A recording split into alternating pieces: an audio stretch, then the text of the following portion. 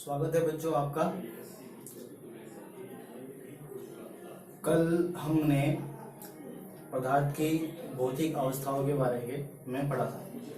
कल हमने सीखा था कि ठोस, द्रव, गैस किस प्रकार से एक दूसरे से भिन्न होती है।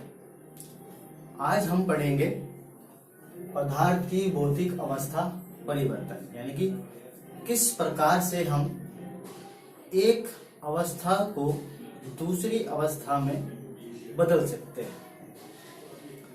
तो यहाँ पर आप देख रहे होंगे, मैंने लिखा है यहाँ पर पदार्थ की भौतिक अवस्था परिवर्तन से तात्पर्य है बदल। परिवर्तन, हम रसायन विज्ञान में किसी भी पदार्थ को दो प्रकार से बदल सकते हैं, भौतिक परिवर्तन द्वारा और एक रासायनिक परिवर्तन द्वारा। भौतिक परिवर्तन में पदार्थ का रूप बदल जाता है परंतु कोई नया पदार्थ नहीं बनता। भौतिक परिवर्तन की बात करें, जैसे मैं ये लकड़ी ले लेता हूँ, ये पदार्थ है, कैसा पदार्थ है? ठोस। अगर मैं इस लकड़ी को तोड़ दूं तो आपने देखा कि लकड़ी के टुकड़े तो दो हो गए, लेकिन लकड़ी का जो स्वभाव था, लकड़ी कैसी रही? ठोस ही कहलाएगी। तो ये दोनों लकड़ी ही। तो इस प्रकार से हम कह सकते हैं कि भौतिक परिवर्तन में केवल उसका रूप बदला जा सकता है, ना कि नया पदार्थ बनाया जा सके। भौतिक, अब हम इसी आधार पर पढ़ेंगे पदार्थ की भौतिक अवस्था परिवर्तन। तो पहले इसके बारे में मैं डेफिनेशन ले लेता हूँ कि और भौतिक परिवर्तन, पदार्थ की भौतिक अवस्था परिवर्तन। देखिए, पदार्थ की अवस्था परिवर्तन के लिए हम ताप और दाब दोनों के प्रभाव से हम किसी भी अवस्था को बदल सकते हैं। तो हम कह सकते हैं ताप व दाब परिवर्तन के द्वारा पदार्थ की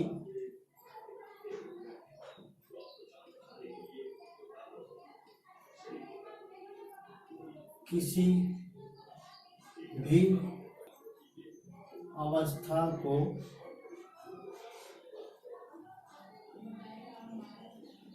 बदला जा सकता है।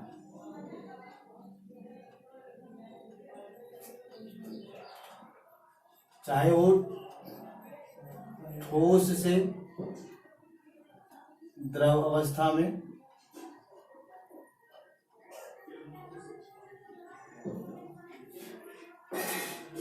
द्रव अवस्था से गैस में, और गैस अवस्था से ठोस में। तो हम कह सकते हैं किसी भी पदार्थ की अवस्था को दूसरी अवस्था में परिवर्तित किया जा सकता है। ठोस को द्रव में, द्रव को गैस में, गैस को ठोस में। और किसके आधार पर? ताप व दाब परिवर्तन के आधार पर। दाब और दाब और ताप परिवर्तन से तात्पर्य है किसी भी पदार्थ में उसका ताप बढ़ाने पर, यानी कि ऊष्मा बढ़ाने पर, या फिर किसी भी पदार्थ को ठंडा करने पर, यानी कि वायुमंडलीय दाब देने पर हम उसकी अवस्था को कर सकते हैं।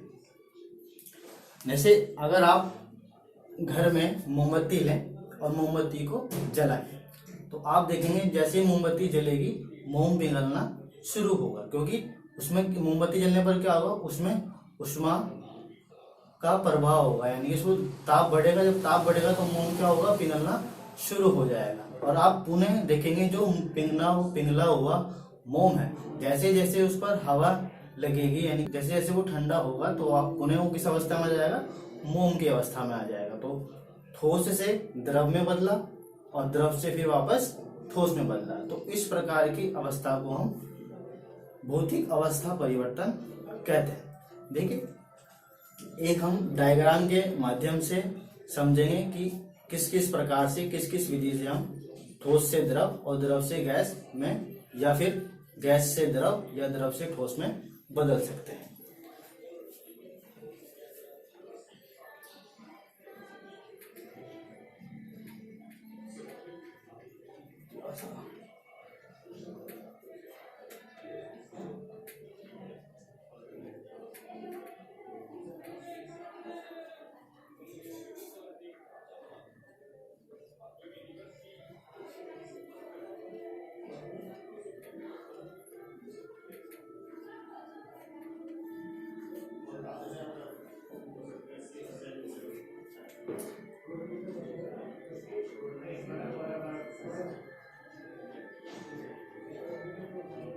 यहाँ पर मैं ऊपर लिख रहा हूं गर्म करने पर,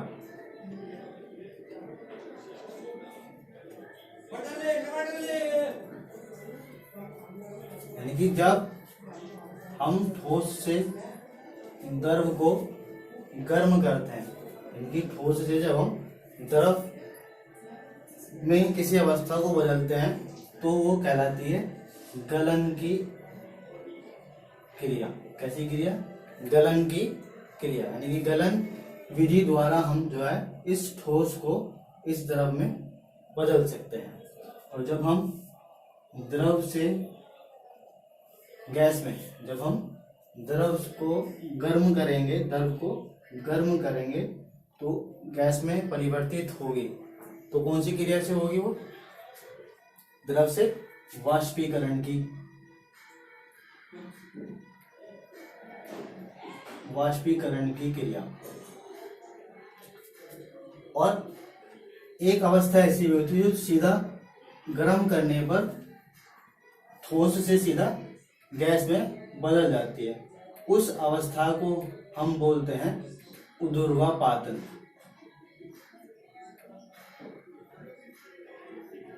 ऊर्ध्वापातन ये ऐसी क्रिया होती है जिसमें ठोस गर्म करने पर सीधे गैस में परिवर्तित हो जाता है। हम दूसरे एक और देखते हैं, ठंडा करने पर।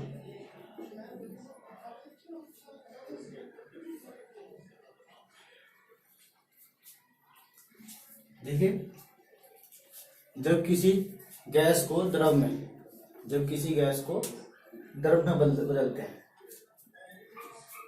जब किसी गैस को द्रव में बदलते हैं तो वह क्रिया संघनन की क्रिया कहलाती है।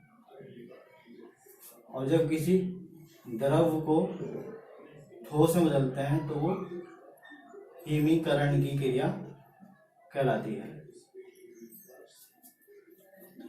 किसी भी पदार्थ की गैस अवस्था का द्रव में बदलना संघनन कहलाता है। किसी भी पदार्थ की द्रव अवस्था का ठोस में बदलना हिमीकरण कहलाता है।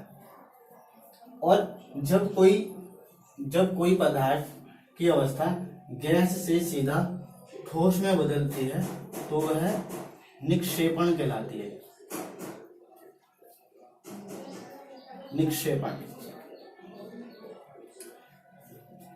तो इस डायग्राम से माध्यम से हमने ये देखा कि ठोस से द्रव में बदलने की अवस्था को गलन, द्रव से गैस में बदलने की अवस्था को वाष्पीकरण, गैस से द्रव की अवस्था में बदलने की क्रिया को संघनन और द्रव से ठोस की अवस्था में बदलने की क्रिया को हिमीकरण, जबकि ठोस से सीधा गैस में बदलने की क्रिया को ऊर्ध्वपातन और गैस से सीधे ठोस में बदलने की क्रिया को निक्षेपण कहते हैं। अब मैं इन सब का एक एक उदाहरण लिखूंगा। सबसे पहले नंबर 1 पर गलन। मैं यहाँ पर लिख देता हूं उदाहरण।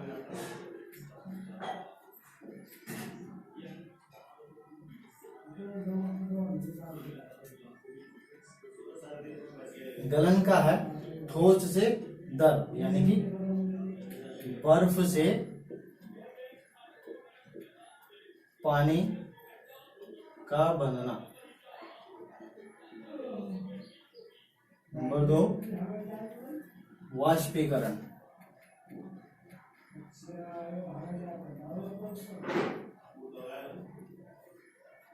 वाष्पीकरण का सबसे अच्छा उदाहरण है नमक का बनना। किसका बनना? नमक। देखा आपने देखा भी होगा कभी कि समुद्र के जो किनारे होते हैं, किनारे, जब समुद्र के किनारों पर या समुद्र के किनारों पर सूर्य का प्रकाश जब पहुंचता है तो ऊष्मीय, यानी कि उसमें क्या होता है, ऊष्मा प्रभाव होता है। ऊष्मीय प्रभाव से क्या होता है कि समुद्र से क्या हो जाता है, फिर उसमें क्यारी के रूप में जली घटक। किस प्रकार से? जैसे समुद्र का किनारा है तो समुद्र के किनारे पर क्या करते हैं, क्यारी बना लेते हैं। इस प्रकार से क्यारी बना लेते हैं, और जब समुद्र का पानी लहरों के माध्यम से इन क्यारों में पहुंचता है तो इनमें पानी रुक जाता है। और पानी जब रुक जाता है तो पानी रुकने के बाद जब सूर्य का प्रकाश इस पानी पर पड़ता है तो वाष्पीकरण की क्रिया होती है, और जिससे इनके किनारों पर नमक इकट्ठा हो जाता है, जिसको हम कहते हैं वाष्पीकरण की क्रिया, यानी कि नमक का बनना। नमक का बनना। नंबर 3 गैस से द्रव।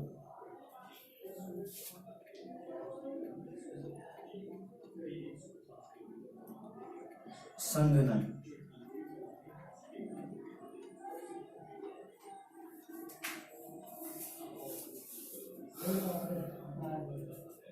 गैस से द्रव की बात करें, बादल का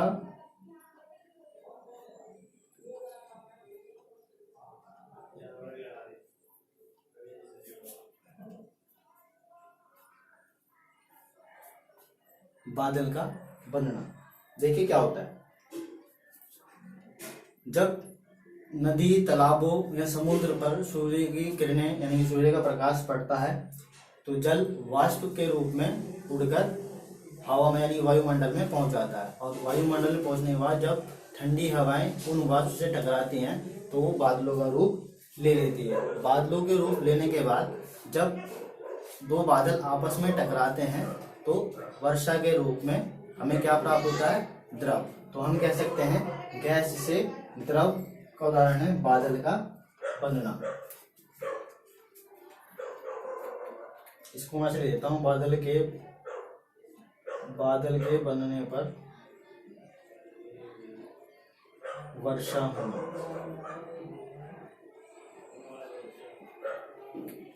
नंबर 4 द्रव से ठोस में बदलना, यानी कि हिमीकरण।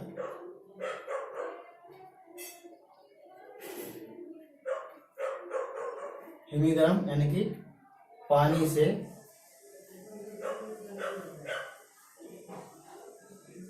बर्फ का बनना।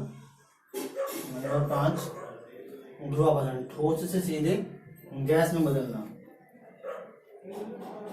ध्रुवपातन।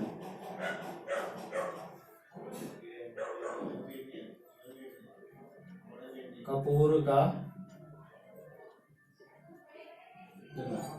आपने देखा होगा जो पूजा में हम कपूर इस्तेमाल करते हैं, जब हम उसको जलाते हैं तो कपूर कैसा होता है, टिक्की के रूप में, नहीं ठोस के रूप में होता है। जब उसको जलाते हैं तो ध्रुवपातन में जब ठोस को यानी कि गर्म करते हैं तो द्रव की अवस्था में ना बदले सीधा गैस अवस्था में बदल जाता है। तो कपूर को जब हम जलाते हैं तो बिना द्रव में बदले सीधा गैस के रूप में उड़ जाता है। तो ध्रुवपातन का उदाहरण है कपूर का जलना। निक्षेपण,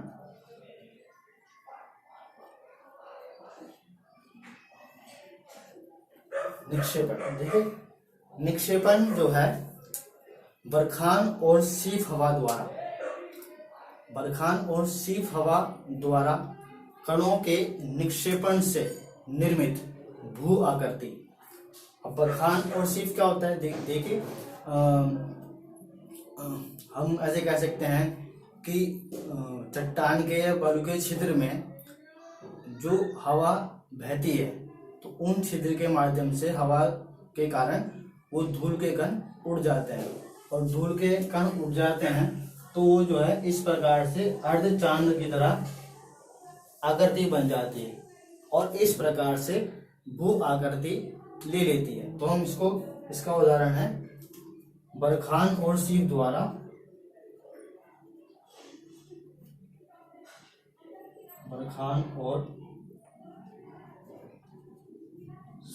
द्वारा भू आकृति का बनना।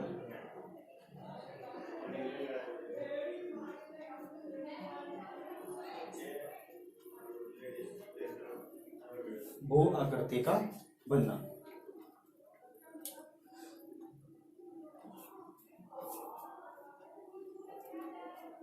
तो पहले आप इन्हें नोट करेंगे, मैं इसके बाद आपको कुछ और महत्वपूर्ण बात बताने जा रहा हूं इनसे संबंधित, आप इसे पहले नोट करेंगे।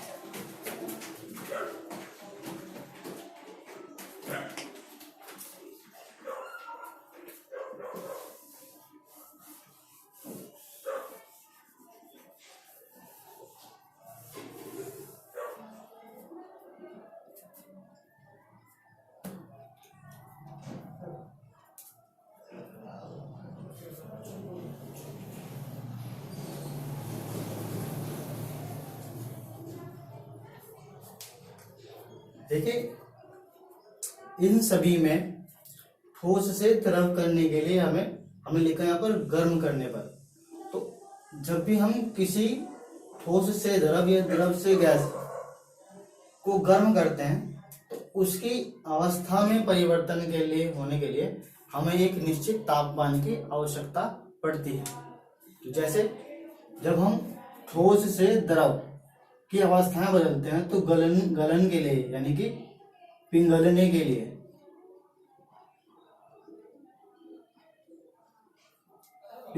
लिए जिस निश्चित ताप की हमें आवश्यकता पड़ती है उसे हम उसका गलनांक कहते हैं। गलनांक यानी कि गलन की क्रिया के लिए जिस निश्चित ताप की हमें आवश्यकता पड़ती है वो उसका क्या कहलाता है, गलनांक कहलाता है। यानी कि पदार्थ की, या इसको हम ऐसे ले सकते हैं शॉर्ट में, वह निश्चित ताप जिससे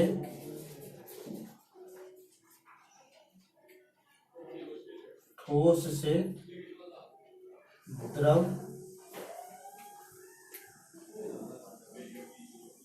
अवस्था में परिवर्तित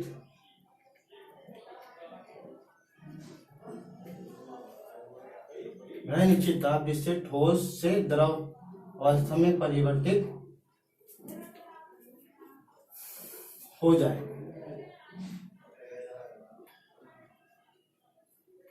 वह ताप उसका गलनांक कहलाता है। तो अगर हम जल की बात करें, जल का गलनांक कितना हुआ, यानी कि अगर हम बर्फ, हमने लिखा यहाँ पर बर्फ से पानी बनना है, यानी कि बर्फ से पानी बनने के लिए इसका तापमान गलनांक कितना होना चाहिए, 0 डिग्री सेल्सियस। यानी कि जैसे जैसे 0 डिग्री सेल्सियस से तापमान ऊपर की ओर चलता चला जाएगा, बर्फ क्या हो जाएगी, पिघलना शुरू हो जाएगी। दूसरी कंडीशन द्रव से गैस में, यानी कि जब पानी को हम गर्म करेंगे तो आप देखते हैं जब हम पानी को लगातार गर्म करते हैं तो उबलना शुरू हो जाता है। तो उबलना जो हुआ यानी कि जिस ताप पर वह उबलना शुरू हुआ वो उसका कहलाएगा क्वथनांक।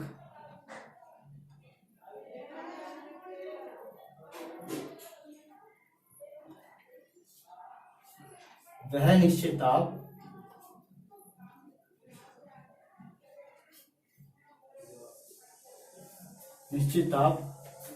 जिससे द्रव गैस में परिवर्तित हो जाता है, परिवर्तित हो जाए। इसके उदाहरण की अगर हम बात करें तो पानी का ही अगर हम ले, पानी का जो क्वथनांक होता है वो 100 डिग्री सेल्सियस होता है। कितना? 100 डिग्री सेल्सियस। इसी प्रकार से द्रव का ठोस में बदलना यानी कि हिमांक, इसमें भी वही लिखेंगे, वह निश्चित ताप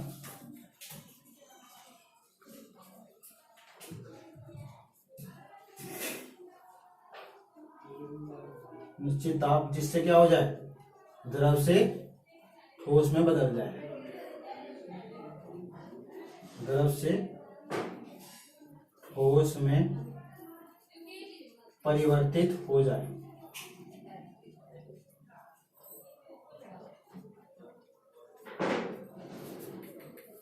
तो इसका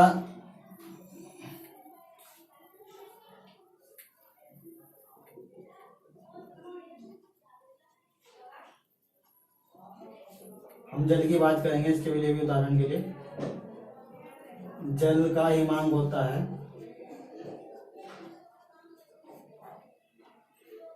0 डिग्री सेल्सियस, यानी कि जैसे जैसे 0 डिग्री सेल्सियस से टेम्परेचर यानी कि तापमान माइनस होता चला जाएगा, वैसे वैसे क्या होगा, पानी बर्फ में बदलना शुरू हो जाएगा। तो ये था आपका चैप्टर 1 हमारे आसपास के पदार्थ। आज आपका ये चैप्टर कंप्लीट हो गया है और ये आप नोट डाउन कर लेंगे। क्वेश्चन मैं आपको पहले ही दे चुका हूँ कुछ, और जो कुछ रहते हैं वो मैं आपको PDF के माध्यम से दे दूंगा। धन्यवाद।